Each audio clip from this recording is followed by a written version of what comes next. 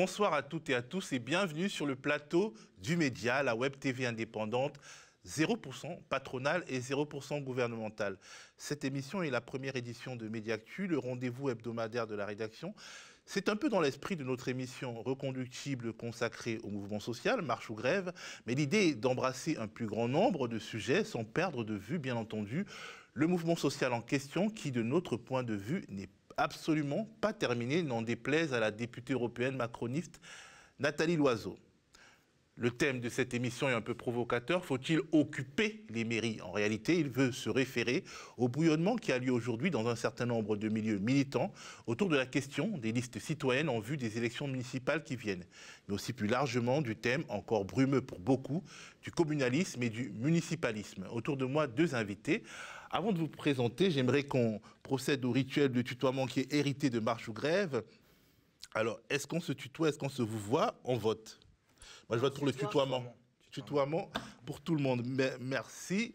J'en entendais pas moins de vous. Alors, Danielle Simonet, conseillère France Insoumise de Paris, figure de proue avec le footballeur Vikash Dorazo de la liste citoyenne Décidons Paris, et auteur de ce livre qui est entre le roman et l'essai, le roman d'anticipation et l'essai, Paris, les moineaux reviendront, qui est justement préfacé par Vikash Dorazo. Alors, bonjour Daniel. Bonjour.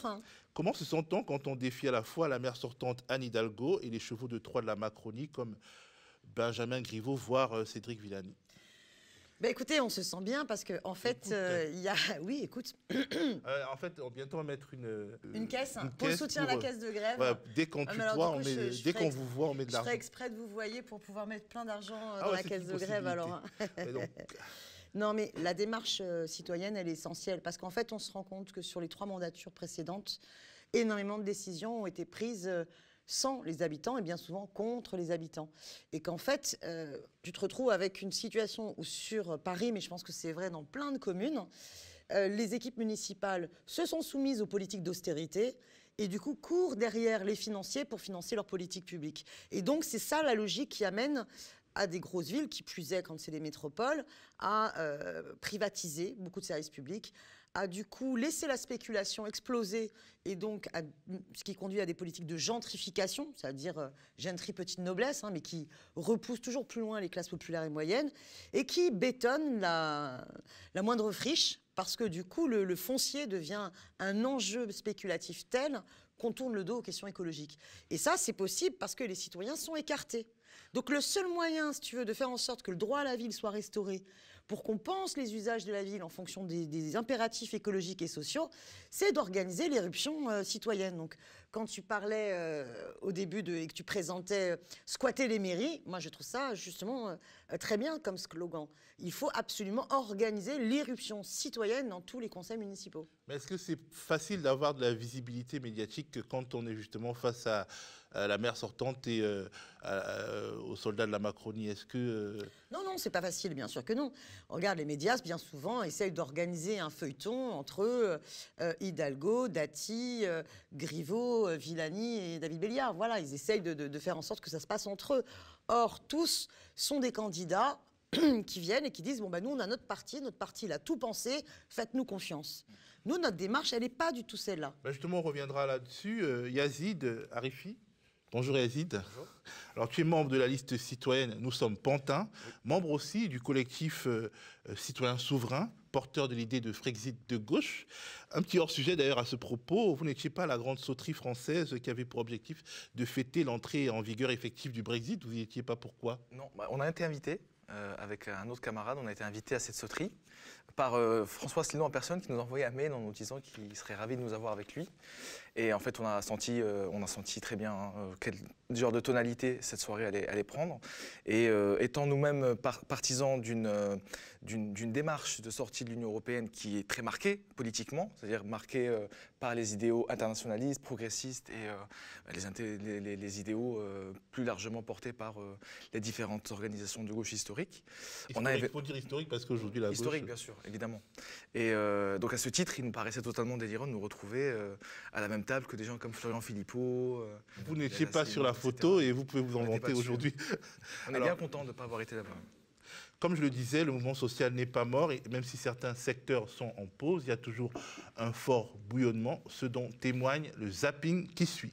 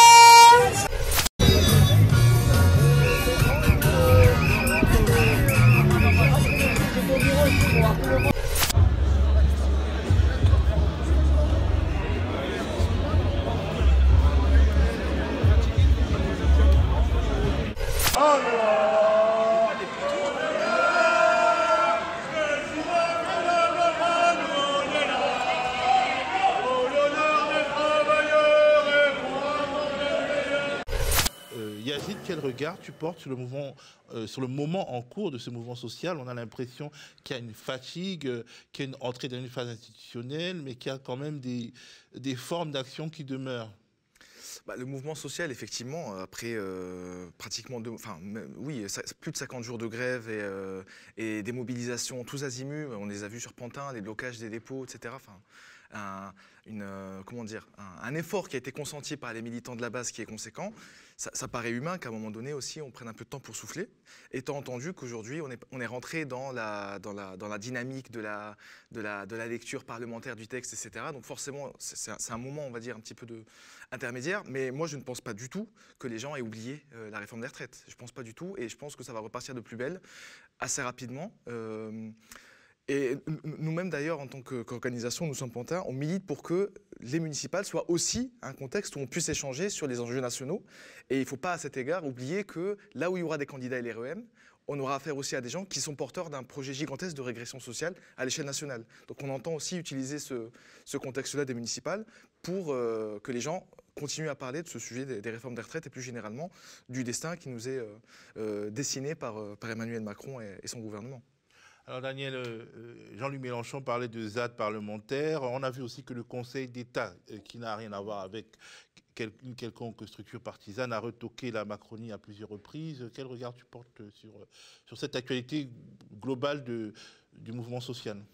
Le mouvement social, il est quand même très créatif, parce que dès que tu as un secteur où les médias vont, certains médias, BFM, LCI, CNews, vont dire « Ah, ça y est, ça s'épuise, ça se fatigue », clac, on voit un autre secteur qui prend le relais de manière très forte, très déterminée. Regarde les avocats, c'est très impressionnant. Donc, on est sur maintenant un temps long. Le débat parlementaire, ou le débat parlementaire, entre guillemets, parce que je pense que c'est un faux débat parlementaire, parce que quand tu vois que la Macronie, de toute façon, présente un texte où tout dépend des ordonnances, je veux dire, c'est une espèce de document à trous, où on ne dit pas ce qu'il va en être, et on demande aux parlementaires d'en débattre. Enfin, je veux dire, c'est vraiment un déni démocratique hallucinant. En réalité, plus que mais oui, on leur demande de valider un document pour leur donner carte blanche pour faire les poches du système des retraites et permettre aux BlackRock de se gaver, parce que c'est ça la logique. C'est une logique de privatisation de notre système de retraite hérité du Conseil national de la résistance. Bon. Et moi, je pense comme toi que la question des élections municipales doit être liée à ce débat sur les retraites. Moi, je vois sur le 20e arrondissement, la tête de liste, elle a rejoint la Macronie, c'est Frédéric Calandra. quand on fait du porte-à-porte et qu'on dit, bon ben voilà, votre maire, vous la connaissez, elle est avec La République En Marche, elle est avec Macron, qu'est-ce que vous en pensez? Ben, les gens vous disent, bah, raison de plus pour qu'on en change, parce que ça, c'est pas possible. Hein. Parce qu'il y a une logique. Quand vous voulez privatiser les retraites nationalement, ben, on n'est pas surpris que vous soyez les mêmes qui sont responsables de privatisation. On a d'ailleurs une bataille ensemble en commun, Paris et Pantin, puisque la mairie de Paris a un sacré mépris avec les territoires connexes à Paris. Hein. C'est de longue date. Et la mairie de Paris a décidé de privatiser son crématorium du Père-Lachaise et d'avoir recours à la même boîte privée qui va construire un nouveau crématorium à Pantin, alors que la population n'est pas du tout favorable à ça, parce que Pantin, cet endroit-là, c'est l'endroit le plus pollué d'Île-de-France. Ils auraient bien aimé avoir un grand parc. J'étais la seule au Conseil de Paris à signaler, mais vous savez que les gens de Pantin, ils ne sont pas d'accord. Pourquoi on ne leur a pas demandé leur avis? Bon, mais les habitants, quand on leur dit, ben voilà, la Macronie, c'est ceux qui privatisent nationalement, mais aussi localement, eh bien, ça fait aussi partie des arguments pour aller aux urnes. Mais quelque part, est-ce que les élections intermédiaires ne parasitent pas le mouvement social? Les Européennes sont venues, elles ont un peu, disons, atténué quelque part l'attention portée sur le mouvement des Gilets jaunes. Et là, avec les municipales, on a l'impression qu'il y a un temps de cerveau disponible qui est capturé alors que la bataille des retraites n'est pas finie. Vous dites que ça peut aller ensemble, mais est-ce que c'est aussi sûr que cela?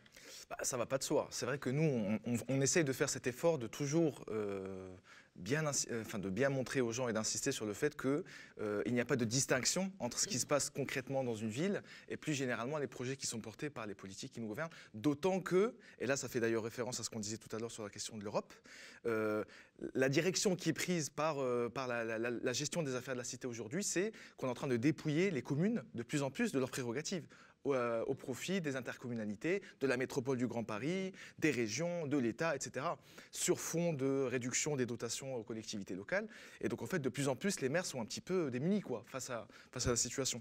Donc, vraiment, moi, je pense qu'il est important de réaliser une vraie synthèse de ces luttes-là. Et à cet égard, moi, j'insiste quand même sur le fait que, par exemple, sur Pantin, mais je pense qu'aussi sur les autres villes, beaucoup de gens qui s'engagent aujourd'hui dans la municipale sont aussi sur le front lorsqu'il s'agit de lutter contre le gouvernement et son projet des retraites. Enfin, on est les mêmes personnes. Hein. Après, c'est vrai que du coup, ça induit le problème du burn-out militant. Mais c'est voilà, c'est vrai que c'est pas simple parce que forcément, je veux dire, quand on va au dépôt de la RATP soutenir ou quand on va dans telle manifestation, bah, c'est du temps où on n'est pas en train de faire du porte-à-porte et c'est pas les mêmes personnes que l'on voit. Donc, en termes d'organisation, c'est jamais simple. Mais il faut bien montrer la même cohérence. Mais du coup, il faut aussi regarder les mêmes hypocrites que l'on côtoie parfois. Je veux dire, la semaine dernière, par exemple, lundi, on avait un conseil de Paris. Anne Hidalgo enfin prenait position pour exprimer sa solidarité avec les grévistes, ce qu'elle avait refusé de faire en décembre.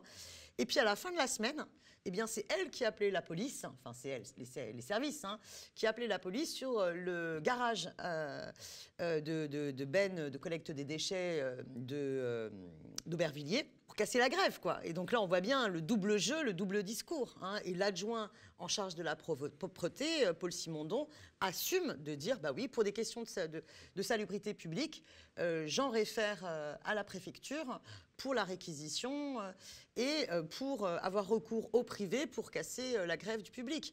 Alors que son rôle aurait pu être, au contraire, conformément à ce qu'ils avaient voté, d'interpeller Macron et de dire, attention là, c'est plus possible, cette grève pose problème de santé publique avec les poubelles qui ne sont pas collectées, il faut retirer le projet de réforme de casse des retraites. Je vous propose de regarder dès maintenant le premier reportage de notre émission qui va nous servir en quelque sorte de base de discussion. Bérénice Sevestre était à la commune des communes de Commercy, une rencontre qui s'est tenue dans le sillon de l'Assemblée des assemblées des Gilets jaunes et dont sont sortis des questionnements assez intéressants.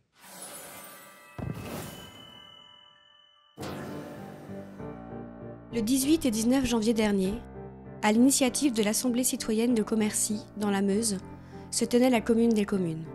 Première rencontre nationale pour réaffirmer la nécessité de s'emparer du politique à l'échelle locale et réfléchir les moyens pour le faire. À cette occasion, plus d'une dizaine de listes citoyennes venues de toute la France étaient présentes pour mettre en commun leur expérience. Le constat est pour chacun le même, la démocratie est en panne et incapable de contrer les politiques néolibérales mortifères. les pouvoirs qu'on a en face de nous, ils jouent la politique du fait accompli. En fait, ils font les choses et nous, on est dans la merde. Nous voulons retrouver le sens de la ville, refonder la politique là où elle commence, dans nos quartiers, avec ses habitants et ses habitants. Qu'une commune soit libre, il faut que ce soit que le pouvoir de décision soit rendu à l'ensemble de ses habitants.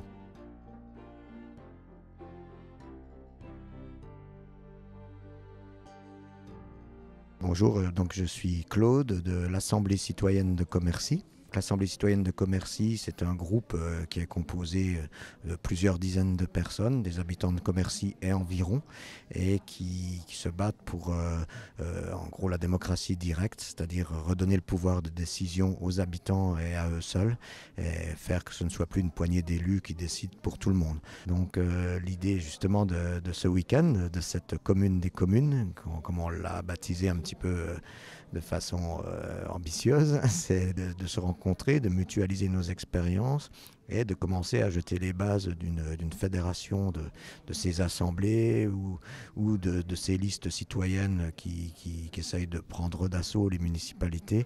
Alors les amis, cet après-midi, ce sera donc des groupes de travail.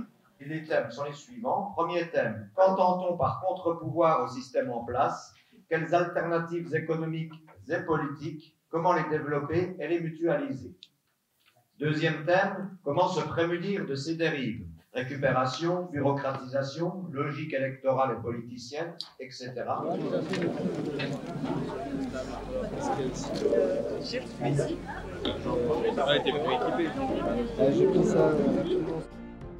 La notion de contre-pouvoir est au cœur des discussions de ce groupe de travail. Rapidement, le fait de travailler avec les institutions interroge. Faut-il, oui ou non, entrer dans l'échéance électorale pour retrouver une souveraineté à l'échelle locale?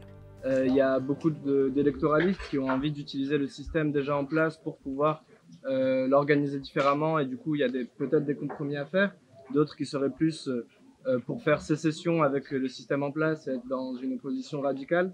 Donc c'est déjà peut-être la première question un peu intéressante. Est-ce qu'on utilise le pouvoir? Est-ce qu'on provoque le changement de l'intérieur ou de l'extérieur? Je jette juste un pavé dans la main. Est-ce qu'on a forcément besoin des institutions? Pas forcément.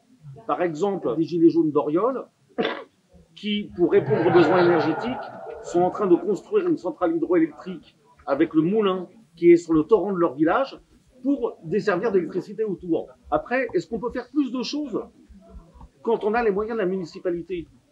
Oui, plus de choses parce qu'on a des moyens institutionnels.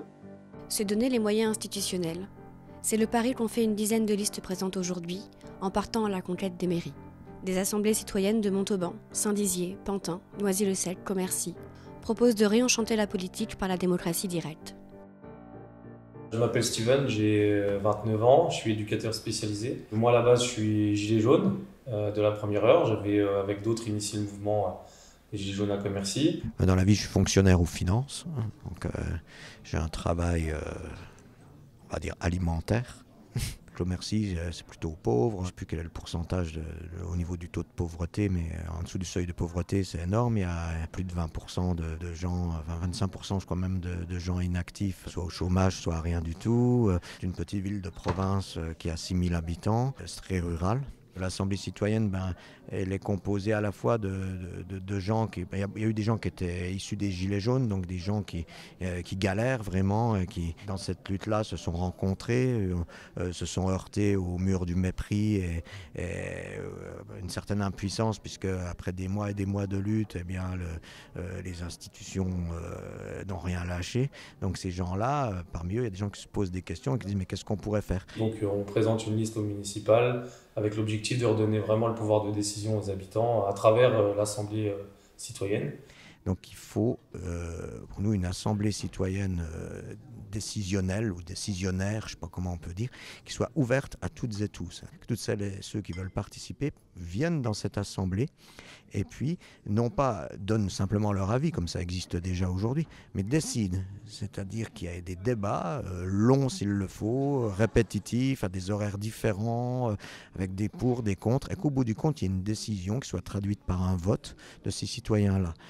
Et c'est ce vote qui l'emporte et qui devient la feuille de route pour les élus. Légalement, c'est obligatoire d'avoir un conseil municipal avec un maire élu, mais nous, ceux qui figurent sur notre liste, à Commercy par exemple, s'engagent solennellement, signent une charte d'engagement solennel à respecter scrupuleusement les décisions de l'Assemblée citoyenne. Donc il y a une rédaction de charte qui a été validée en assemblée en plénière où vraiment ça encadre le mandat des élus. On a aussi commencé à faire une proposition de fonctionnement de l'Assemblée si la liste était majoritaire ou non, voilà, pour que les gens puissent se projeter un petit peu dans le fonctionnement de l'Assemblée. Nous, on n'a pas de programme établi qui serait automatiquement applicable si la liste était majoritaire. Ça paraît peut-être anodin, mais c'est de dire on n'a pas décidé en amont de ce qui serait appliqué si on était élu. On a des propositions, donc, par exemple sur l'autonomie énergétique, l'autonomie alimentaire, le lien social, les espaces sacrés, tout ça. Et donc on le propose de débattre sur ces propositions-là et ensuite, si les habitants sont d'accord, s'il est possible de les réaliser, alors on vote dessus. Donc c'est l'Assemblée qui est souveraine, qui choisit ces sujets, qui examine jusqu'au bout leur faisabilité et au final, si la décision est faisable et qu'elle est prise à un large consensus, eh bien cette décision s'impose au conseil municipal qui l'exécute.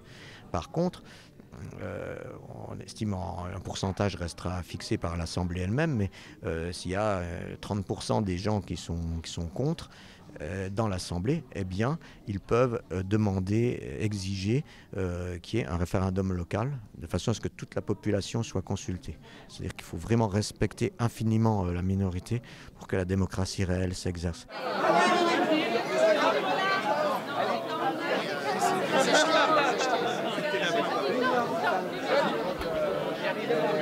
Voilà, c'est bien.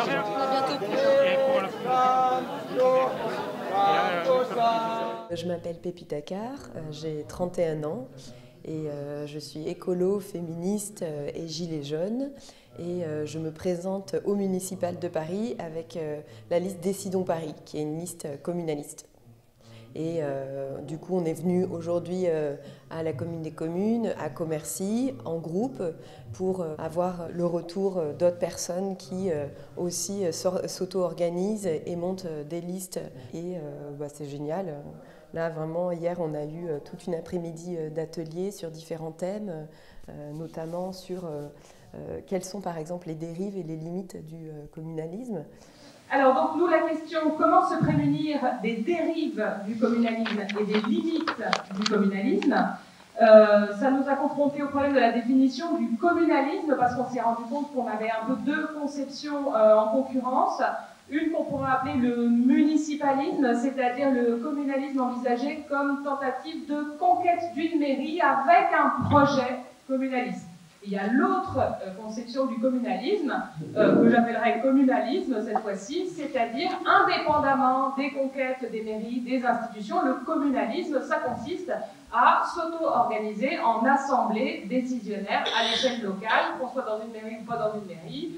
Donc on a la première problématique, c'est conquête des mairies, former des listes, et là, quelles sont les limites et les dérives? Évidemment, il y a la question d'abord du rapport aux partis politiques.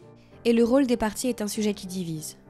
Si certains veulent s'en émanciper, d'autres estiment qu'ils ont besoin de ces structures pour porter leurs idées. Donc en fait, Décidons Paris, en effet, est soutenu par la France Insoumise.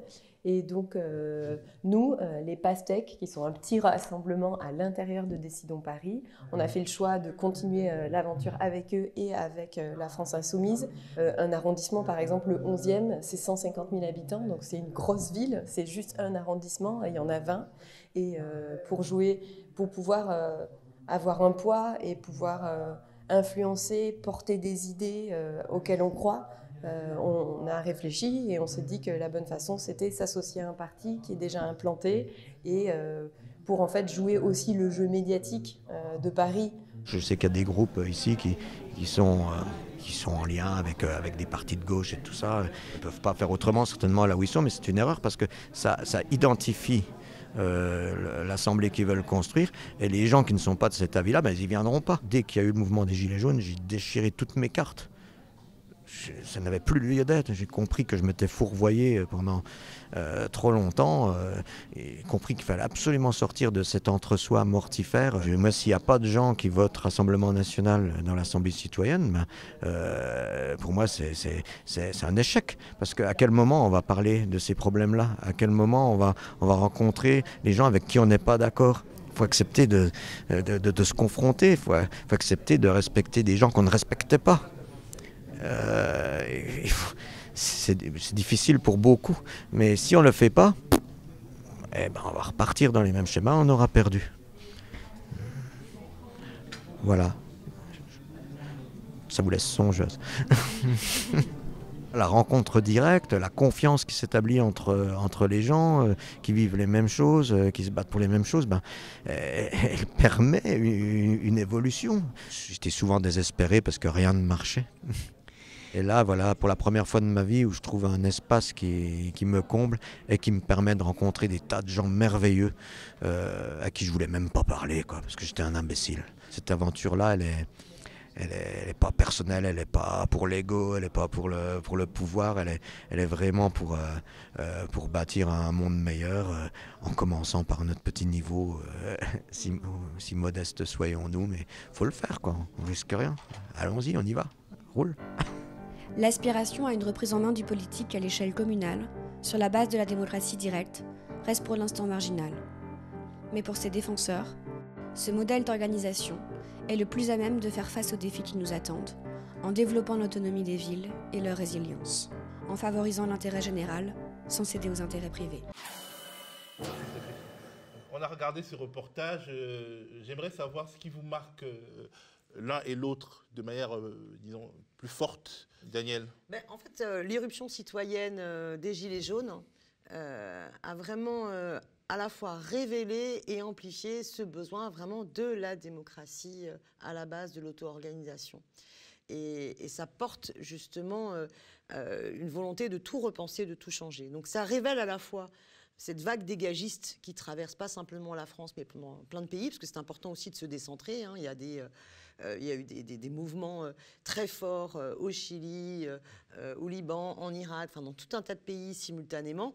Et en France, la traduction au niveau des municipales, c'est l'explosion de plein de listes citoyennes et de la volonté de réinterroger le rapport aux politiques dans ces démarches municipalistes et communalistes. Et ce qui me frappe dans le reportage, c'est vraiment l'envie d'être en assemblée, que l'assemblée soit le cadre qui décide de ses sujets, de son ordre du jour, d'être dans un cadre collectif d'auto-organisation. Alors justement, en fait, tout le monde n'est pas d'accord là-dessus parce qu'il y a un intervenant qui explique, en gros, il y a le conseil municipal qui est un peu finalement le lieu d'exécution des desiderata de l'Assemblée citoyenne qui est plus large, qui elle-même s'en réfère à tout le corps électoral en cas de forte opposition au sein de l'Assemblée. Est-ce que c'est la démarche de Décidons Paris ou vous avez une toute autre démarche? Là, on est dans une situation d'une commune qui n'a strictement aucun rapport avec Paris. Paris, imagine, tes 17 arrondissements, c'est comme 17 fois la ville de Bordeaux, avec un fonctionnement totalement antidémocratique du Conseil de Paris et des conseils d'arrondissement, où tout est verrouillé, où ce sont des chambres d'enregistrement. Donc notre problème à nous, c'est de voir comment est-ce qu'on va faire l'éruption de citoyens dans ces conseils-là, et comment on va recréer à la base des assemblées de citoyens qui puissent discuter. Mais, donc moi, on ne se pose pas le même problème que eux, où ils vont prendre la mairie de Commercy et se posent la question de comment ils vont articuler la parole des habitants et la prise de décision politique. Je ne sais pas si je me fais comprendre. Mais nous, par exemple, notre premier objectif, ce n'est pas simplement de se poser la question de comment devrait fonctionner le Conseil de Paris et le Conseil d'arrondissement, mais plutôt comment déjà on fédère toutes les luttes parisiennes et les énergies de citoyens qui ont envie de reprendre ensemble en main leur destin, et comment est-ce qu'on crée une autre pratique militante pour permettre l'auto-organisation, mais par exemple dans chaque bailleur social. Comment on fait en sorte que les habitants de tel quartier, ils arrêtent de se faire avoir par Paris Habitat ou par la RIVP qui ne se préoccupe pas de leur punaise de lit. Comment on fait que les habitants de tel autre quartier se battent et se défendent pour empêcher un projet anti-écologique, antisocial, quoi. Imaginons par exemple que Décidons Paris prenne la mairie du 20e arrondissement. Est-ce qu'il y aura une assemblée citoyenne? Comment ça va se passer? Si vous avez le pouvoir, en tout cas, si vous avez la majorité des conseillers municipaux, comment ça va se passer? Alors déjà, une mairie d'arrondissement, ce n'est pas une mairie de plein exercice. Et pour autant, c'est-à-dire que ce n'est pas la mairie d'arrondissement qui, hélas, peut décider de la politique du logement, même de la politique de la petite enfance, de tout un tas de sujets. Par contre, c'est une instance de résistance par rapport à la mairie centrale et par rapport au gouvernement qui est extrêmement important. Donc, comment est-ce qu'on va faire en sorte de bien créer la mobilisation et l'implication des habitants et des habitantes pour que ce soit leur parole qui soit entendue et non pas la mairie centrale qui impose sa parole aux habitants localement. Donc là, il y aura tout ce travail à faire au niveau des assemblées, mais il ne faut pas simplement mythifier ce terme d'assemblée. Vous avez des gens qui n'iront pas dans les assemblées, donc il faut aussi trouver d'autres formes. Moi, dans la campagne, je vois bien, il y a des jeunes de quartier qui ne sont pas du tout dépolitisés, hein, bien au contraire. Par exemple, eux, ils subissent la discrimination, ils subissent le contrôle aux faciès, le harcèlement policier, et ce n'est pas parce qu'ils ne viennent pas dans des assemblées qu'il ne faut pas entendre leurs paroles et pas leur donner la possibilité d'avoir, eux, quelque part, leur assemblée hors les murs aussi. Donc, il y a d'autres outils pour cela. D'où la revendication que nous avons, nous, qui est par exemple de reprendre la question du RIC, du référendum d'initiative citoyenne, et de le décliner au niveau local. Et si on a la mairie d'arrondissement, eh bien, le RIC doit permettre aux habitants, s'ils ont 5% des signatures sur une pétition, hein, des inscrits sur une liste électorale, de pouvoir imposer un sujet. Voilà, c'est des leviers aussi comme cela qui permettent de garantir que les citoyens puissent avoir la main pour pouvoir soit s'opposer, soit proposer. Yazid, tu as vu ce reportage aussi. Qu'est-ce qui en ressort selon toi ? Ce qui en ressort, c'est que déjà, moi, je suis très touché en regardant ça parce que ça, comme notre liste elle est composée majoritairement de Gilets jaunes, on était déjà historiquement présents à la première assemblée qui avait eu lieu, je ne sais pas si tu te souviens, il y a plus d'un an. Et donc c'est intéressant de voir comment est-ce que cette même assemblée s'empare aujourd'hui de la question électorale. Ça me paraît fondamental parce que en fait, le mouvement des Gilets jaunes il a été marqué par de gros débats sur l'année 2019. Je me rappelle de gros débats sur la question de l'organisation et sur la question des élections. Il y a des gens qui sont très radicaux sur ce sujet, qui estiment typiquement qu'il ne faut pas participer aux élections parce que c'est un piège à con, hein, et qui refusent toute forme d'organisation. Moi, je l'ai vu typiquement, nous, à Pantin, on a essayé de mettre en place une assemblée des assemblées à l'échelle régionale avec les copains. C'est extrêmement complexe de faire entrer dans l'esprit de gens qui sont habitués à se faire trahir par les organisations politiques qu'on va s'organiser avec des délégués, avec des mandataires qui peuvent être révocables, etc. C'est très compliqué. Et donc, à cet égard, ça me paraît fondamental de bien tirer les leçons de ce qui se passe. Et effectivement, comme tu disais, Daniel, il y a quelque chose que nous disent les Gilets jaunes par rapport à la façon de faire la politique, tant par rapport au fond, donc des revendications sociales, écologiques, citoyennes, que par rapport à la forme. Et ça, c'est vraiment très important. Je pense que les Gilets jaunes, ils posent la question du rôle du militant politique dans la prise de pouvoir citoyenne, tu vois. Et c'est ce que nous, on essaie d'incarner dans notre liste, et je pense que c'est le cas de beaucoup d'autres listes. Dans ce reportage aussi, il y a le débat. Est-ce qu'il faut entrer en synergie avec des organisations politiques préexistantes? Alors, sur ce plateau, il y a les deux réponses. Daniel, tu es membre de la France Insoumise. Vous avez créé une liste qui n'est pas une liste France Insoumise, qui est Décidons Paris, où il y a une sorte de mélange de militants historiques, traditionnels et de personnes moins politisées, disons, moins dans cette forme d'engagement-là, comme Vikash Dorazo. Et à Pantin, en fait, c'est différent. Vous êtes en dehors, en dehors de la matrice. Et vous êtes même, d'ailleurs, en opposition avec une liste qui est un peu dans la même veine que la vôtre, mais qui est soutenue par la France Insoumise. Comment vous le vivez localement? Alors, en fait, il y a eu des discussions entre nous et la liste qui s'est montée, qui regroupe donc, le Parti communiste français, la France Insoumise et Génération. Donc il y a eu des discussions qui ont duré quand même un certain temps. Hein. Elles se sont étalées quand même sur plusieurs mois. Et le point d'achoppement, c'est ce que je te disais tout à l'heure, c'est la question vraiment du rôle que les organisations politiques et les militants politiques un peu aguerris se donnent dans le cadre d'une mobilisation qui, normalement, aujourd'hui, devrait s'ouvrir à un maximum de monde pour pouvoir peser sur le scrutin. Et typiquement, sur la question par exemple de la tête de liste, qui est la seule véritable décisionnaire légale de la liste, il y a eu un refus qui nous a été opposé de mettre en tête de liste quelqu'un qui n'appartiendrait à aucune forme de courant. Donc nous, en fait, ce qu'on constate sur notre ville, mais je pense que c'est le cas de plein d'autres villes, partout en France et dans le monde d'ailleurs, c'est une volonté malgré tout, en dépit de ce qui est exprimé par les citoyens, par les organisations d'avoir le contrôle de la dynamique et de pouvoir du coup fixer leurs règles, doter l'organisation d'une architecture qui ne pourra pas être mise en question après, et puis ensuite d'y introduire des citoyens qui pourront... qui seront des citoyens prétextes quelque part. Bah alors, vous avez finalement choisi une tête de liste par tirage au sort, c'est ça? Oui, elle va rester secrète jusqu'au dernier jour. Mais est-ce que c'est rassurant justement pour les citoyens de ne pas savoir qui sera leur maire avant une certaine date? Est-ce que c'est mobilisateur? Alors notre conviction, c'est qu'en fait on mobilise des citoyens sur la base d'idéaux, sur la base de convictions et sur la base justement d'un fonctionnement qui est radicalement différent de ce qu'ont à leur proposer les organisations politiques traditionnelles. Pantin, c'est une ville sur laquelle les gens ne votent pas. La municipale, je pense qu'on sera une bonne moitié à ne pas y aller. J'ose espérer que on va aller chercher quelques abstentionnistes. Mais si on veut aller chercher les gens qui ne votent plus, parce qu'aujourd'hui on est dans un pays où les gens ne votent pas. C'est-à-dire que même la présidentielle, entre les abstentionnistes, les nuls, etc., on a 13-14 millions de personnes. Et les législatives, j'en parle pas, les européennes, j'en parle pas, les élections intermédiaires, j'en parle pas. Si on veut aller chercher ces gens, il faut, je pense, aller questionner en profondeur tous les étages du fonctionnement politique. Et c'est ce qu'on a voulu faire avec ce système de tirage au sort. Vous êtes mis dans une sorte d'entre-deux, c'est-à-dire que vous avez deux têtes de liste finalement, une militante classique et un citoyen, un ancien footballeur. Oui, parce que moi je suis conseillère de Paris, j'étais la seule élue France Insoumise au Conseil de Paris, donc dans l'opposition, et j'ai passé tout un mandat à relayer tout un tas de combats. Et à l'approche des élections municipales, je ne souhaitais pas faire des listes France Insoumise parce que je pense que ce n'est pas ça qui est utile.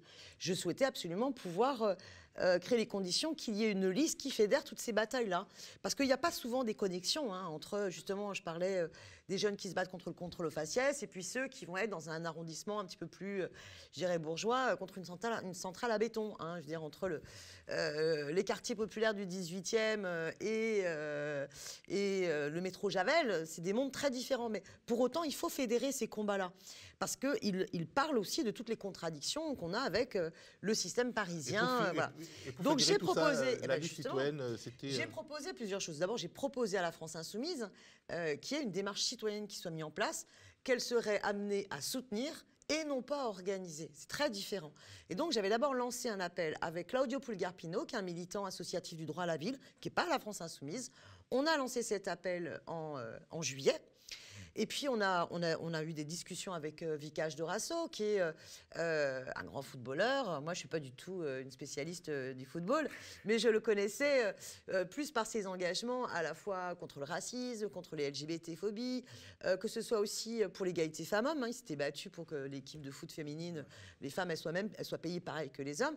Moi, j'aimais bien cet engagement-là. Il s'est retrouvé il m'avait sollicité sur une bataille qu'il portait dans le 18e, où des jeunes jouaient sur un terrain de foot, un petit city-stade, et les bourgeois, en fait, du quartier, voulaient virer ce petit terrain de foot parce que tu te rends compte, il y avait aussi des jeunes du quartier La Goutte d'Or qui venaient, et c'était pas possible sous leurs fenêtres. Et il s'est battu, m'a demandé de venir le soutenir, et en fait, il était vraiment là dans la question du droit à la ville. Et donc, c'était logique qu'on se retrouve dans ces combats-là. Et dans nos listes, ce qui est important, c'est... Dès les premières réunions que nous avons eues avec les signataires, on s'est inspiré des méthodes de l'éducation populaire pour que l'ordre du jour de la réunion soit co-élaboré, pour que la façon dont on allait élaborer le programme, eh bien, ça se fasse par des méthodes d'éduc-pop, que la réflexion sur les candidatures et sur les listes, à chaque fois, ce soit par des procédures démocratiques. Nous, tous les deux, on a été soumis au vote pour être en binôme. On ne s'est pas imposé. Et ce n'est pas mon parti qui a décidé. Vous voyez, c'est moi qui... Donc, les forces politiques, après, elles sont là en soutien de cette démarche-là, mais qui est une démarche démocratique, co-organisée entre les signataires d'un texte d'appel. Alors, à ton avis, pourquoi ce qui marche avec Décidons Paris ne marche pas avec d'autres, dans d'autres villes comme Pantin, où il y a eu un clash, pour dire la vérité? Qu'est-ce qui fait que la synergie se fasse, opère ou pas? Le petit désaccord que j'aurais, moi, c'est sur, comment dire, ce rapport, le programme compte et pas les personnes qui l'incarnent. Je ne suis pas sûre que ce soit si vrai. Qu'est-ce qui fait qu'à un moment donné, une lutte, elle fonctionne? Et c'est valable sur une lutte écologique, une lutte syndicale. C'est qu'à un moment donné, il y a des personnes qui, dans l'auto-organisation, vont être moteurs, vont jouer un rôle de leader. Et il faut assumer cette réalité-là. Par contre, il faut l'assumer pour qu'elle ne devienne pas un rapport de domination étouffant et pour qu'il y ait à chaque fois des garde-fous. Mais c'est intéressant de voir, par exemple, les méthodes d'auto-organisation qui peuvent être développées par le community organizing. Enfin, il y a différents courants qui pensent ça. Ou la recherche, à un moment donné, de leaders qui se dégagent peuvent faciliter. Et pour autant, il faut y mettre des garde-fous dans la méthode collective. Donc peut-être qu'il y avait cette difficulté-là. Peut-être qu'il y a eu aussi une difficulté avec les autres forces. C'est-à-dire que nous, au niveau de Paris, la démarche maintenant, elle est soutenue par la France Insoumise, par le parti Révolution écologique pour le vivant, qui a été fondé par Émeric Caron, pour une écologie populaire et sociale, par aussi Potere al Popolo, par des mouvements qui étaient d'accord avec cette démarche citoyenne. Peut-être que les déconvenus des citoyens avec les élus classiques ont porté aussi quelque part le désir de participation locale, au niveau local, un désir dont l'ampleur, en fait, on ne la connaîtra qu'après les résultats des élections municipales à venir. Regardons en tout cas ce reportage de Marie-Lise Faure, monté par Bérénice Sevestre, sur les sinistrés de la rue d'Aubagne. Vous vous souvenez sans doute des effondrements d'immeubles du 5 novembre 2018 qui ont marqué la conscience collective de la cité phocéenne.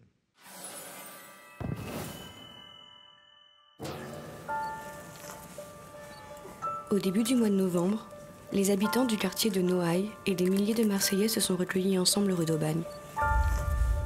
Ici, le 5 novembre 2018, 2 immeubles se sont effondrés en raison de leur insalubrité et ont enseveli vivants 8 habitants. Le choc fut immense pour tous les Marseillais et a résonné dans la France entière. Depuis, une centaine de familles vivent à l'hôtel et d'autres évacuations continuent.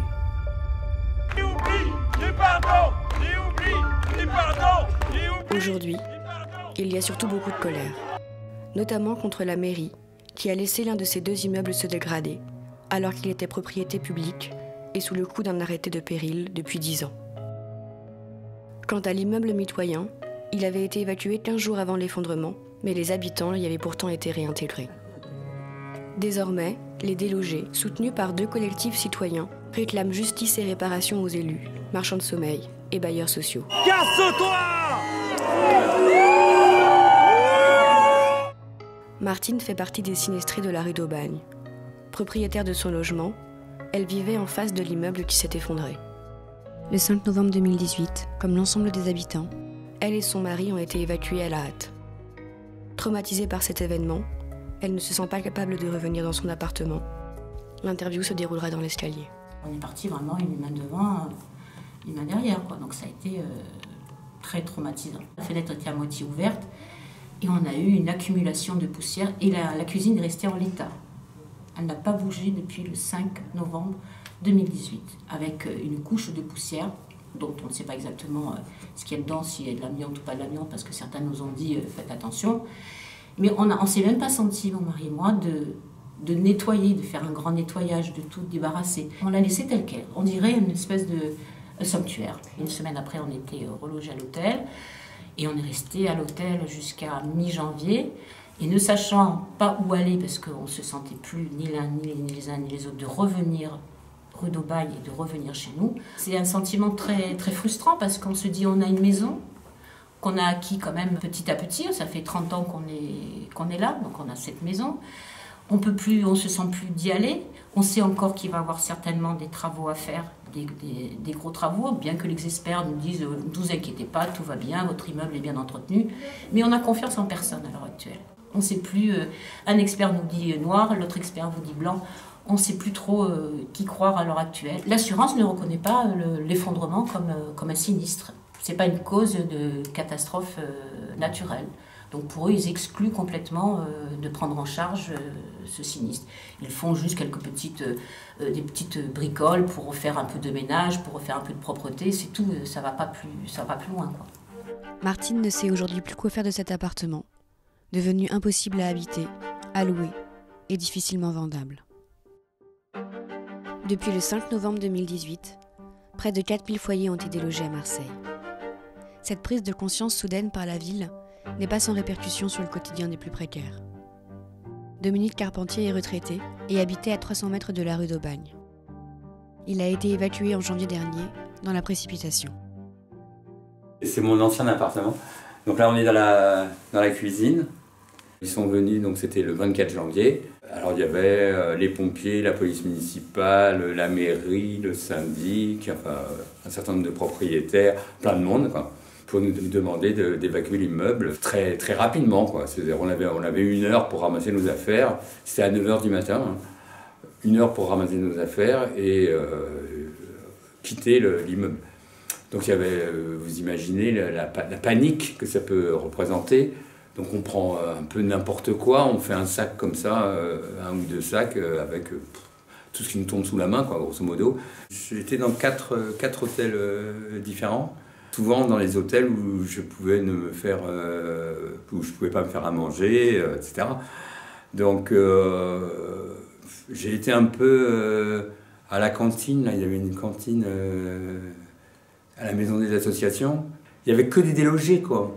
Et donc il y avait une ambiance qui était lourde, enfin ça me filait le bourdon, de fait. Voilà. Donc je suis allé quelques fois, mais quelques fois seulement. Ce qui a eu pour conséquence que j'ai perdu pas mal de poids à ce moment-là, que je me nourrissais mal, voire pas du tout. 6 mois plus tard, on l'invite finalement à réintégrer son logement. Mais les travaux de consolidation l'ont rendu inhabitable. La levée de péril, ça a été fin mai. Il voulait qu'en mois de juin, je revienne habiter ici, que je repaye normalement mes loyers. Bon. Quand j'ai découvert le chantier que représentait ce qui avait été mon logement, enfin, ça avait été un saccage absolument épouvantable, des tas de gravats, encore plein d'outils des ouvriers qui étaient intervenus. Plein de choses salies. Les affaires n'avaient absolument pas été protégées. Les affaires qu'on nous avait interdit d'emporter en plus. Hein. Enfin, j'étais choqué et enfin, avec une espèce de boule au ventre. C'est horrible, quoi, de retrouver. C'est quand même un lieu intime, de fait, hein, un appartement. Et de voir à quel point 15 ans de ma vie là, avait été réduit à rien du tout, quoi. C'était quoi ça? C'était votre... C'était une petite pendule. Elle a pris cher. Elle a pris cher. Il vit actuellement dans un logement provisoire et ignore comment retrouver un logement digne avec ses revenus. Pour trouver un logement, c'est compliqué parce que les propriétaires demandent, voire exigent, que nos revenus soient 3 fois supérieurs au montant du loyer. Or, le montant des loyers, ils sont en fait trop élevés, quoi. Donc on ne peut pas trouver un logement qui puisse correspondre à ces critères, quoi. La documentariste Karine Bonjour a réalisé un travail considérable de collecte d'articles, photos, textes, posts Facebook et fait aujourd'hui paraître le livre Rue d'Aubagne, récit d'une rupture, un livre contre l'oubli qui témoigne de ses 18 mois de deuil et de lutte.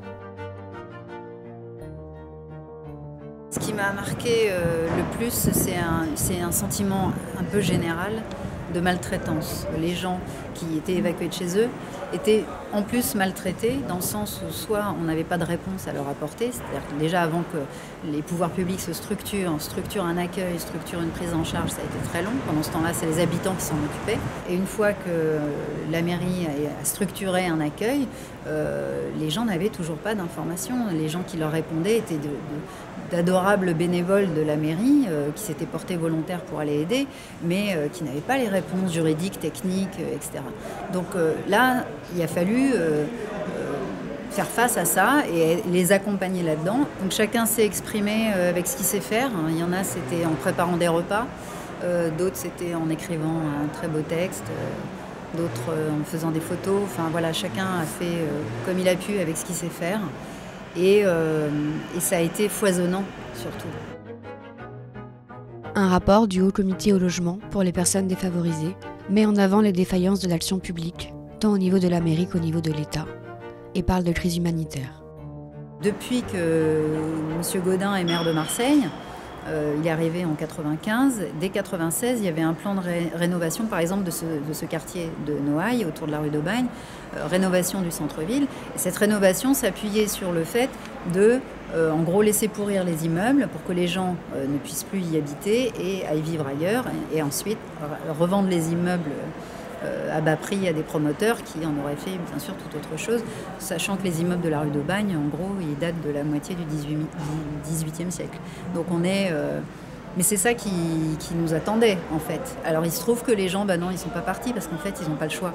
Faut bien se mettre en tête que les gens qui habitaient, qui habitent dans ce quartier toujours aujourd'hui, n'ont pas d'autre solution que de vivre ici. La préfète à l'égalité des chances, qui s'est occupée du logement insalubre, a dit qu'en 2016, elle a dû recevoir 3 ou 4 signalements de la mairie.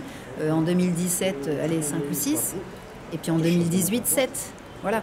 Donc ça n'a aucune commune mesure avec le nombre de signalements qui sont arrivés à la mairie. Donc à la fois, j'en veux moi beaucoup à la mairie de ne pas avoir mis les services, la compétence dans les services nécessaires. J'en veux de ne pas avoir fait le suivi de tous les signalements. Et j'en veux aussi à la préfecture de se dire, c'est quand même bizarre, il suffit de regarder dans les rues pour se rendre compte que des signalements, il doit y en avoir beaucoup plus. Donc j'en veux aussi à l'État de cet aveuglement, en fait, de ne pas avoir vu et de ne pas avoir cherché à voir mieux que ça auprès des services de la mairie. Quand on parle de 3500 personnes à reloger en urgence, il n'y a déjà pas assez de logements sociaux dans cette ville, il n'y a pas assez de centres d'hébergement pour les personnes qui arrivent de l'étranger, les mineurs isolés dorment à la rue, les personnes qui vivent dans des logements insalubres vivent dans des logements insalubres. Donc de toute façon, il n'y a pas assez de logements sociaux déjà pour les gens qui sont là.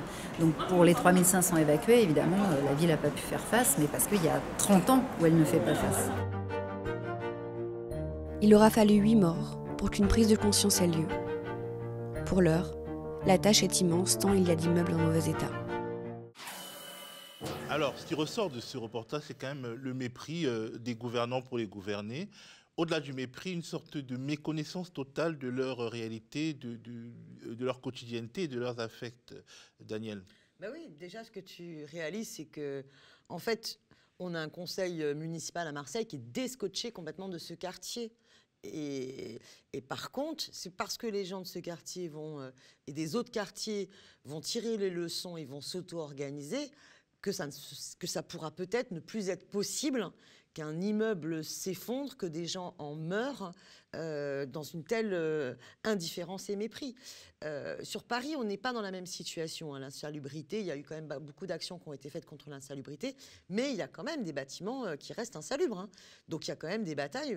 Pas plus tard qu'il y a 2 semaines, je suis allée visiter un appartement qui était catastrophique, quoi. Et une femme qui est seule dedans avec ses 3 enfants et qui se bat contre son propriétaire privé. La préfecture a déjà imposé des travaux et condamné le propriétaire privé à les payer. Mais l'appart reste quand même dans un état hallucinant. Donc il faudrait mettre en place un permis de louer à Paris aussi sur un certain nombre de bâtiments. Mais il faut surtout essayer d'accompagner les gens pour qu'ils s'auto-organisent. Nous, si je puis me permettre de te raconter une anecdote, il y avait comme ça, rue de Belleville, un papy qui me sollicite et qui me dit, voilà, il y a des telles fissures dans mon appartement que je n'ai pas accès à la salle de bain. Ah bon, comment ça se fait que vous n'avez pas accès à la salle de bain? Oui, Madame Simonet, je n'ai pas accès à la salle de bain depuis 2 ans. Ça faisait 2 ans et le bailleur social, qui était bailleur social où la ville est majoritaire, n'avait pas fait les travaux, l'avait pas relogé, n'avait pas baissé les charges. Et juste, ça faisait 2 ans qu'il n'avait pas l'usage de la salle de bain de son appartement. C'est hallucinant. Et il a fallu qu'on fasse signer les autres locataires, les voisins d'à côté, qu'on essaye d'organiser un petit rassemblement. Et parce qu'il y a eu un petit communiqué de presse repris par Le Parisien, par BFM Paris, on a fait notre petit rassemblement. Et là, tout d'un coup, la direction de Paris Habitat nous a reçus et les travaux ont été engagés. La leçon de cette histoire, c'est la question essentielle de l'auto-organisation des habitants et des habitantes. Et quand cette auto-organisation, elle s'invite dans le conseil municipal et qu'elle a aussi des représentants, surtout qu'elle garde cette culture d'auto-organisation. Et je pense que c'est cette articulation-là qui permet d'expliciter ce que c'est que le municipalisme. Yazid, tu as vu le reportage aussi. Oui. J'ai vu le reportage.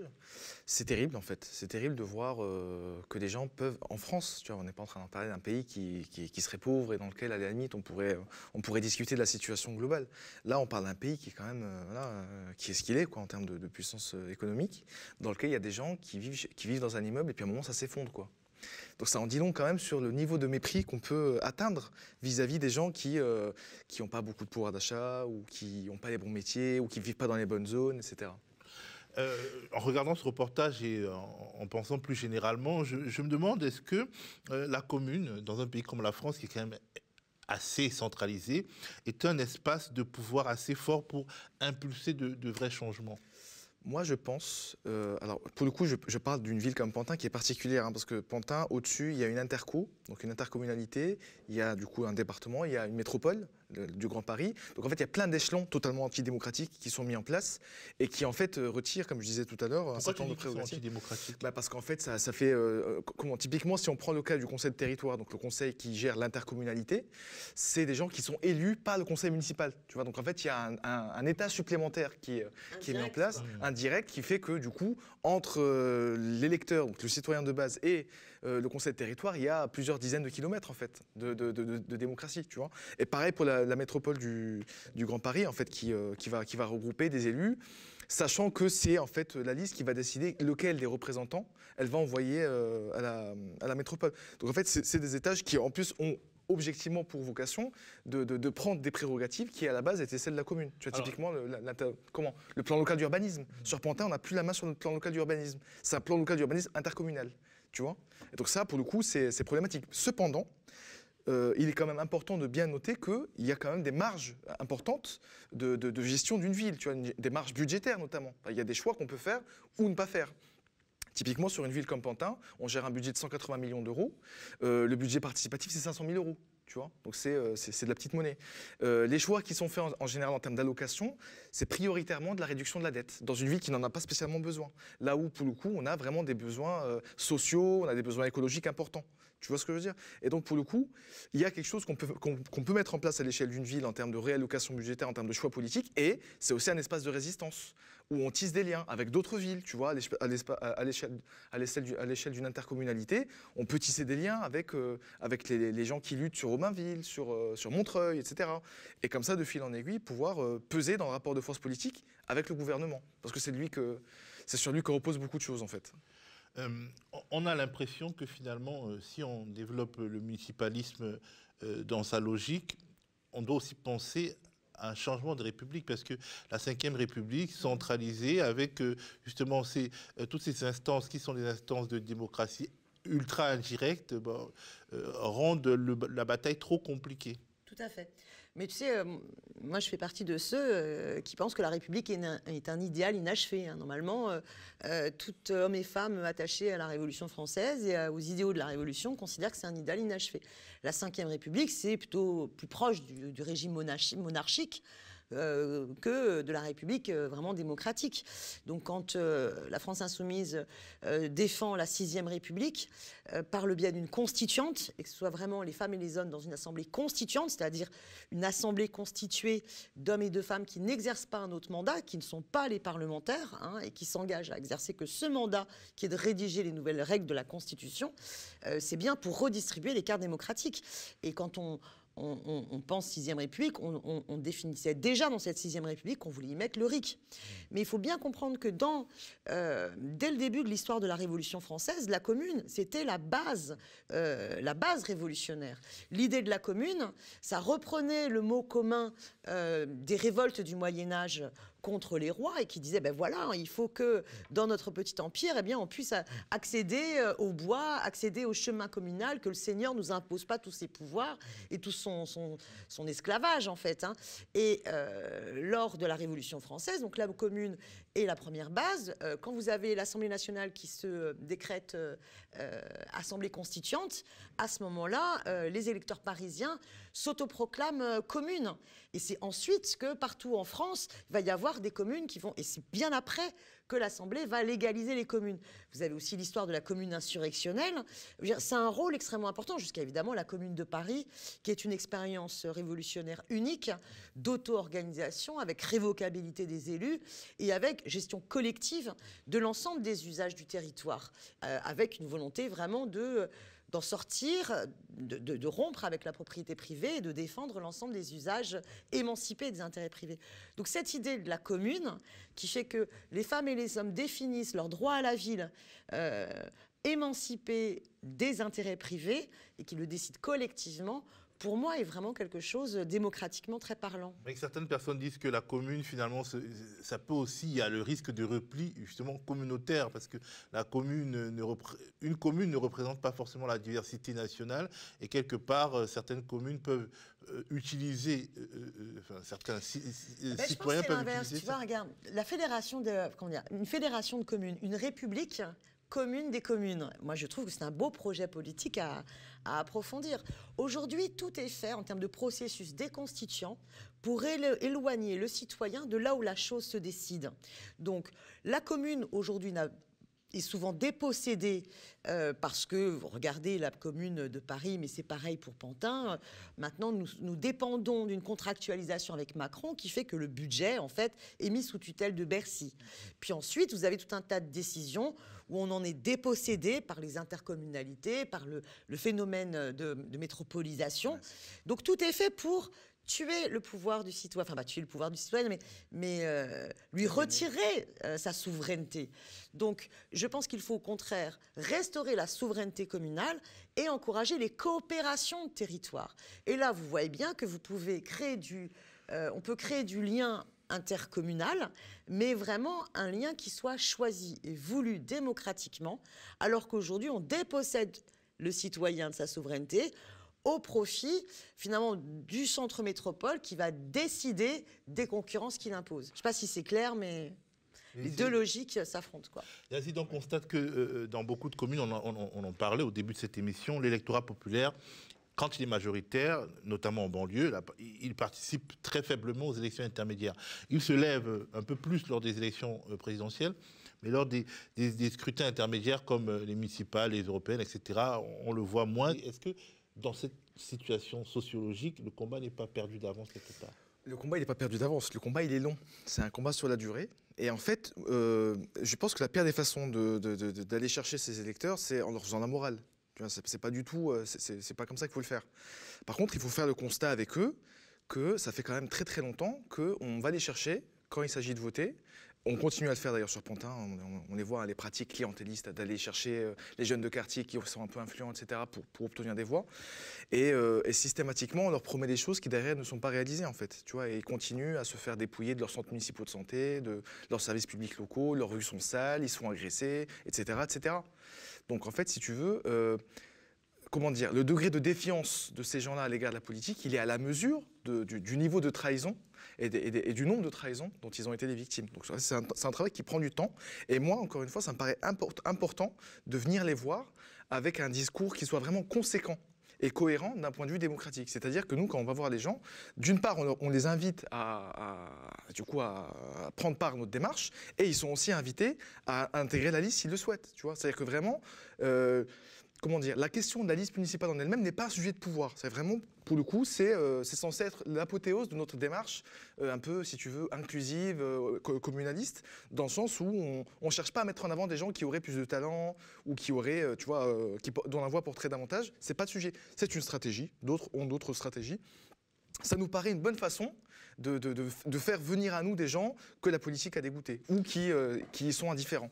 Ah, théoriquement, la tête de liste de Pantin pourrait être un abstentionniste endurci. Oui. Ah ouais, ça change la perspective. Ça pourrait être un précaire, ça pourrait être une femme voilée, ça pourrait être plein de gens différents en fait. Et c'est OK. C'est OK du moment que cette personne-là, elle est portée par un collectif qui lui permettra de toute façon, si tu veux, de se sentir en sécurité. C'est ça qui est important. Bien entendu, la démocratie locale se construit avec les militants de terrain. C'est aussi pour cette raison qu'Arnold Ngenchi et Elie Bonneton sont allés à la rencontre de Yazid Kerfi, un militant de quartier. Il dirige l'association Médiation Nomade, qui plaide notamment pour la mise à disposition d'espaces de rencontre et de discussion pour les jeunes de banlieue. C'est l'histoire d'un homme qui a décidé de promouvoir la parole à la violence. D'un ancien délinquant qui donne aujourd'hui de son temps aux jeunes des quartiers populaires pour ne pas qu'ils aient à suivre le même chemin que lui. Bon, je suis Yazid Karfi, je suis le fondateur et directeur de l'association Médiation Nomade. J'ai choisi la délinquance pendant une quinzaine d'années, j'ai fait 5 années de prison. Aujourd'hui, je suis enseignant à l'université, je suis directeur de Médiation Nomade, je suis consultant en prévention urbaine, c'est-à-dire que je travaille dans toute la France sur les questions de prévention de la délinquance, quoi. Et je travaille beaucoup en prison dans le cadre de la prévention de la récidive. Yazid est ce qu'on appelle un ancien dans les quartiers. Durant sa jeunesse, il a tout connu de la délinquance, braquage à main armée et cambriolage. D'abord pour l'argent, pour faire comme les copains, pour devenir quelqu'un, vaut mieux être délinquant que rien du tout. Pour l'adrénaline, parce qu'il y a de l'action, puis la pression de la bande, la bande elle te pousse aussi à faire, mais c'est moi aussi qui voulais faire, donc mais c'était surtout pour devenir quelqu'un, quoi. Puis parce qu'on s'ennuie dans le quartier, il n'y a rien à faire, quoi. Donc on a pas ça en faisant des conneries, ça nous occupe. Mais après, plus tu traînes dans la délinquance, plus tu commets des actes de plus en plus graves, et plus tu commets des actes graves, plus à un moment donné, tu vas en prison. Donc en tout, j'ai fait 5 années de prison. En sortant de prison, Yazid décide de changer de voie. Il souhaite aider les jeunes. Camarade, ça va, ouais? Ça va, ouais. Il crée alors, en 2012, Médiation Nomade. Son but, encourager les habitants des quartiers délaissés dans une voie différente de la sienne. Donc quand je suis en prison, j'ai fait 2 choix. Premièrement, j'ai dit que j'arrête de faire des conneries. Puis deuxième choix, j'ai dit maintenant je vais m'occuper des autres. C'est qu'à un moment donné, j'ai choisi de faire une vie honnête parce qu'il y a des gens qui ont cru en moi, qui m'ont fait confiance et qui ont regardé plutôt mes qualités que mes défauts. J'ai créé Médiation Nomade parce que je trouve que c'est pas normal que le soir, il n'y a rien d'ouvert pour les jeunes. Médiation Nomade parce que moi, quand je travaillais à Chanteloup, j'avais un local qui était ouvert le soir jusqu'à 2 h du matin. Il est toujours ouvert. Et mon boulot, c'est de pousser les villes à ouvrir des lieux pour les jeunes parce que dans tous les quartiers de France, les jeunes ils demandent d'avoir des locaux ouverts. Et souvent, on répond par la négative. Donc, j'essaie de pousser les villes à ouvrir des lieux. Donc, je m'installe le soir dans un quartier. Les travailleurs sociaux viennent, les élus viennent, et puis pour montrer que, vous voyez, les jeunes sont demandeurs d'avoir des lieux pour se poser, pour discuter et tout. Donc, j'essaie de créer ce moment où les jeunes et puis les adultes ont besoin de se rencontrer, quoi. Ce soir à Limay, il organise sa 327e soirée de médiation. Il a visité plus de 80 quartiers dans toute la France, au point de devenir incontournable pour les éducateurs. Pour les jeunes, je pense qu'il peut représenter un modèle de réussite parce qu'il a eu un passé un peu compliqué et il a su rebondir dessus. Du coup, donc c'est vraiment un modèle comme quoi on peut s'en sortir, on peut faire des choses. Cet espace-là, ça permet vraiment de donner la parole aux jeunes, de savoir leurs ressentis, qui sont parfois oubliés parce que c'est aussi les habitants de la ville, donc c'est important de savoir ce qu'ils pensent, où ils en sont. Yazid, pour moi, il représente un modèle possible. Je dirais pas le modèle de réussite par excellence, mais un modèle possible pour les jeunes. C'est pas parce que j'ai eu des échecs, que ça se passe mal à l'école ou que j'ai commencé un certain parcours dans la délinquance que je peux pas en sortir, que je peux pas avoir une vie posée, que je peux pas avoir une maison, une femme, des enfants et tout ça. Donc ça donne, je pense, un peu d'espoir. C'est une autre vision parce qu'il n'a pas vraiment une approche de professionnel. Comme nous, on peut avoir les éducateurs auprès des jeunes, il a une approche plus détendue. Je veux discuter avec les jeunes, je veux passer un bon moment avec eux et je veux leur apporter quelque chose en plus, leur ouvrir une voie possible, un peu d'espoir et d'autres perspectives d'avenir. Je m'installe avec le camion le soir sur l'espace public, comme une terrasse de café, on met des tables dehors, on fait du thé à la menthe, de la musique, des jeux de société. Je crée des espaces de parole le soir, en partant du principe que la parole c'est plus fort que la violence. Ils se sont battus pour avoir ça déjà au niveau de là. Mais il est prévu d'avoir un vrai local. Yazid aujourd'hui, quand je te dis qu'il prend l'initiative justement de pouvoir passer, de prendre de son temps personnel à lui pour pouvoir expliquer un vécu, des choses qu'il a pu voir, de faire partager des choses justement, parce que nous on se dit on est du 78, donc forcément ailleurs c'est peut-être pas pareil, etc. Et en fait justement en communiquant tu te rends compte que c'est partout pareil. Tu vois, l'éducation entre guillemets c'est les mêmes, le système éducatif, tout ce qui est école c'est pareil, la médiation c'est la même chose et ainsi de suite. Et en fait justement c'est ce qui vient apporter, c'est de se dire vous n'êtes pas tout seul les gars. Tu vois pas ce que je veux dire? Vous n'êtes pas tout seul. Il y en a plein qui galèrent, il y en a qui réussissent. Il ne faut pas se dire c'est parce que je suis ici que je suis comme ça. Non, c'est un peu partout pareil. Après, il faut se donner les moyens. De son expérience, Yazid en a fait un livre. Car comme il le dit, la parole est plus forte que la violence. Excellent.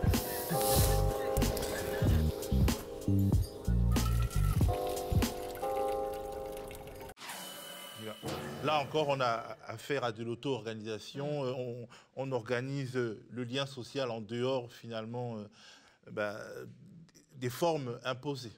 Mais oui, moi je trouve ça super fort ce témoignage parce que On a ça d'ailleurs sur nos quartiers, des associations qui sont très fortes pour recréer du lien.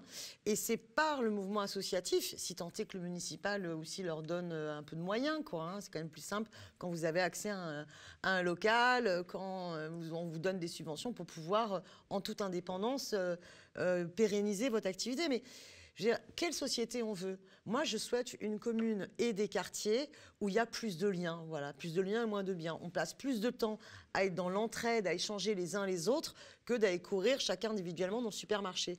Et c'est vrai que quand tu vois la surenchère qu'il y a sur les discours sécuritaires en ce moment, ou moi je vois sur Paris, maintenant le débat il est entre police municipale et police municipale armée.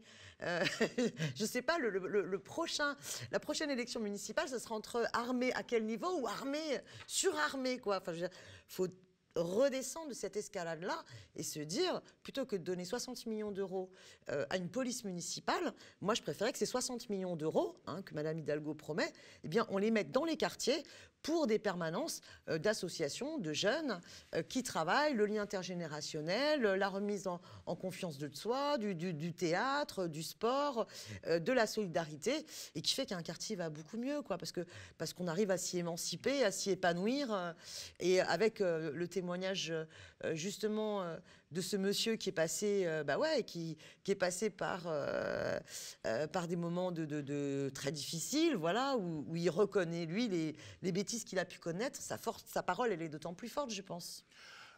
On peut se demander si la figure du militant de quartier, on vient d'en voir une qui s'impliquerait en politique, notamment dans une initiative comme la vôtre. Est-ce que ce ne serait pas une perte? Est-ce que l'activité associative d'un certain nombre de gens qui se trouvent peut-être dans votre liste à Pantin, elle n'est pas plus efficace qu'une activité municipale classique? Je pense qu'elles se complètent, les démarches. C'est-à-dire que justement, les gens qui... il y a beaucoup de gens aujourd'hui sur une île comme Pantin qui se politisent à travers l'activité associative, sachant qu'il ne faut jamais perdre de vue que les activités associatives, souvent, elles ont vu le jour pour pallier un manque de l'État. C'est-à-dire que l'État, sur un certain nombre de quartiers, les quartiers dits politiques de la ville, a une démarche de se désengager et de laisser à sa place des associations avec des travailleurs précaires, etc.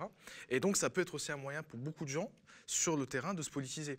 Et à cet égard, moi, ça me paraît très important que des gens qui aujourd'hui ont un travail associatif de terrain, qui connaissent en fait les habitants, convertissent en fait cette connaissance des problématiques qui sont vécues par les gens qui vivent dans les quartiers difficiles dans une démarche explicitement politique de prise de pouvoir citoyen. On peut aussi se demander si la professionnalisation de la politique n'est pas une sorte de fatalité. Bérénice Sevestre est allée à la Commune des communes, elle a recueilli un témoignage qui allait dans ce sens, parce que finalement, quelque part, ça demande du temps de prendre des décisions, ça demande même du temps de participer à la prise de décision en tant que, disons, membre d'une assemblée communale, ou prendre ce temps dans notre société où on est toujours en train de courir. C'est pour ça que la réduction du temps de travail, c'est une question essentielle si tu veux bâtir une société où les gens sont plus émancipés et puis où ils peuvent décider collectivement de leur devenir, quoi. Donc il y a un enjeu de se battre pour réduire le temps de travail sur la vie, parce que les retraités, quand on est retraité plus jeune, on peut consacrer plus de temps aux engagements divers et variés, mais ça peut être aussi sur l'année, sur la semaine et sur la journée, parce que forcément, quand vous avez une semaine de 4 jours, par exemple, avec moins d'heures chaque jour, vous avez plus de temps à consacrer. Donc il y a une vraie bataille qui est liée entre la réduction du temps de travail et les enjeux d'une société démocratique. Nous, en fait, on prend acte de ça. Je suis entièrement d'accord sur la question de la réduction du temps de travail qui libérait en fait du temps. Parce que je constate que dans beaucoup de mouvements politiques, les gens qu'on retrouve qui sont présents, c'est des gens qui sont retraités, qui ont un peu de temps. Et c'est normal, en fait. C'est normal parce que... Ou les chômeurs. Ou les chômeurs, effectivement. Donc du coup, on prend acte de ça et il faut qu'on milite de la manière la plus vigoureuse possible pour la réduction du temps de travail à l'échelle nationale. Maintenant, partant de la situation actuelle où les gens ont des conditions de travail qui sont épouvantables, ils sont obligés de faire des horaires qui sont à rallonge, etc. Il faut qu'on trouve des moyens pour que la porte soit toujours ouverte, en fait. C'est-à-dire qu'il faut prendre acte du fait qu'on ne sera pas tous tout le temps là pour prendre des décisions, et les décisions les moins importantes, quel que soit leur niveau d'importance. En revanche, il faut qu'on laisse la possibilité, à travers ce qu'on appelait à l'époque de la Révolution française la publicité, en fait, du débat politique, à des gens de s'intéresser à ce qui se passe et éventuellement de pouvoir être entendus. C'est pour ça que nous, on milite. C'est pas pour tout le monde décide de tout le temps. Ça ne fonctionne pas. Ce qu'il faut, c'est s'organiser et mettre en place les institutions qui permettront à des gens qui n'ont pas le temps, qui travaillent, éventuellement de s'intéresser, de comprendre ce qui se passe à l'échelle de leur ville, d'avoir accès à l'information et de pouvoir peser en fait sur le débat. Avoir le pouvoir en quelque sorte. Alors cette émission se termine maintenant. Bien entendu, vous pouvez continuer à la commenter après, à la partager et notamment à vous abonner à notre page Telegram, à nos pages Twitter, Facebook, etc. sur tous les réseaux sociaux, mais spécifiquement Telegram qui apparaît désormais comme une sorte d'espace de liberté avec tout ce qui se joue autour des GAFAM. Donc pour être tenu au courant de ce qui se passe, abonnez-vous à notre page Telegram et devenez sociaux également pour participer à ce qui sera bientôt la première coopérative médiatique de France. Devenez sociaux, faites-nous des dons mensualisés, participez comme vous pouvez et on se retrouve bientôt.